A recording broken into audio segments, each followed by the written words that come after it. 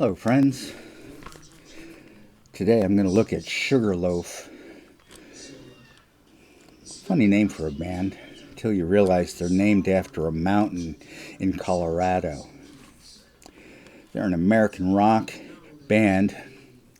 They began as Chocolate Hair in 1968 in Denver, Colorado. Other rock bands from Denver include Lothar and the Hand People, 16 Horsepower, Woven Hand, Flowbots, and the Lumineers, and the Fray. Sugarloaf is remembered best by their two hits, Green-Eyed Lady and Don't Call Us, We'll Call You.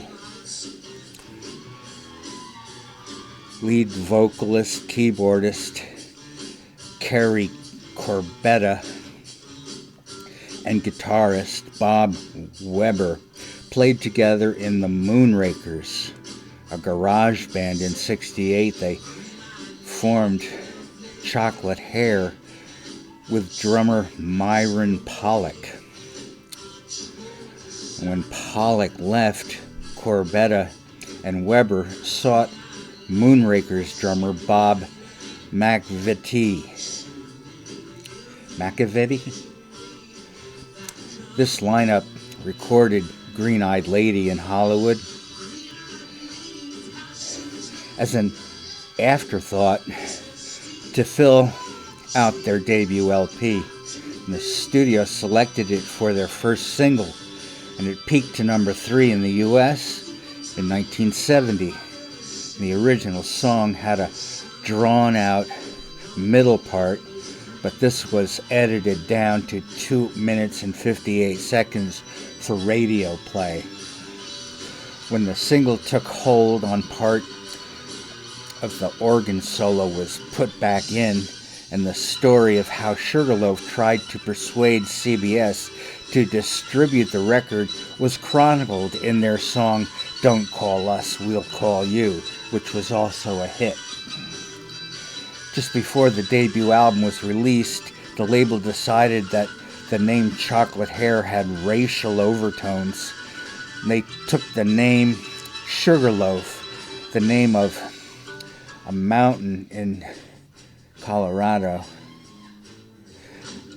where Bob Weber lived, in an A-frame. The album charted to number 24 in the US. Remember that time architectural people just couldn't make enough A-frames, basically just big triangles. They looked kind of cool, like a high ceiling, a lot of light inside. A-frames, solar powered, passive, cool. Sugarloaf added singer-songwriter and guitarist Bob Yeasel from a Denver psychedelic band called Beast, as well as Superband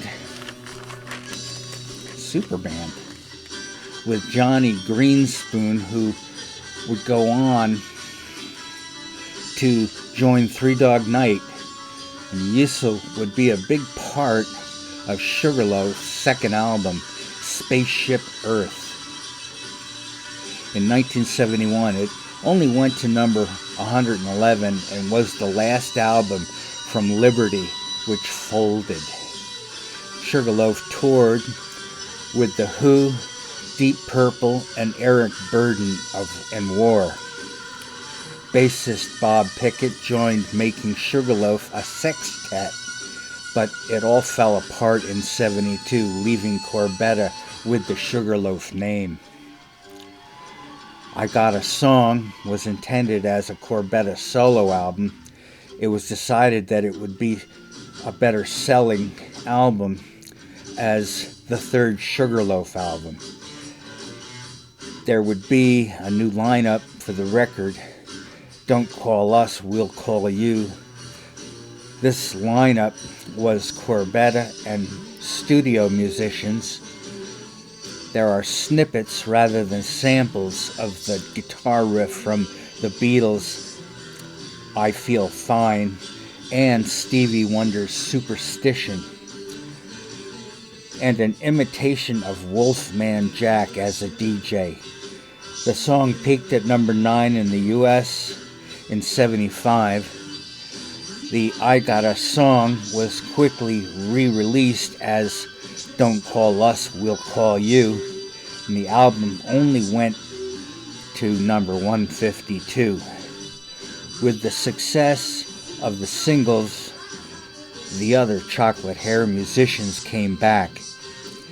After some touring, the Sugarloaf name was retired, and Jerry Corbetta pursued a solo career until 1980, when he joined the Four Seasons. Here's the songs on Green Eyed Lady.